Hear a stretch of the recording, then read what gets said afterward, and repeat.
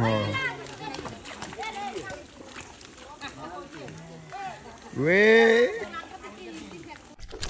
এটা হলো আমাদের পুকুরের মাছ, এটা ধরলাম, এটা বিশাল বড় মাছ। এগুলো যা আছে এখানে সব শোল মাছ, এই যে দেখছেন, এগুলো সব হলো শোল মাছ, বিশাল বিশাল সাইজ। হ্যাঁ, ছোট্ট একটা পুকুর, আমাদের ছোট্ট একটা পুকুর আছে, এটা আমাদের পারিবারিক পুকুর। হ্যাঁ, তা আমরা এই পুকুরে আমরা যখন প্রত্যেক বছর আমরা এই মাছগুলো ধরি, প্রত্যেক বছরে এরকম মাছ পাওয়া যায়। দেখছেন, এগুলো সব কই মাছ, এখানে যা আছে এগুলো সব কই মাছ। এটার ভিতরে যা আছে এগুলো হলো সব হলো শিং মাছ। দেখছেন শিং মাছের সাইজ কিরকম।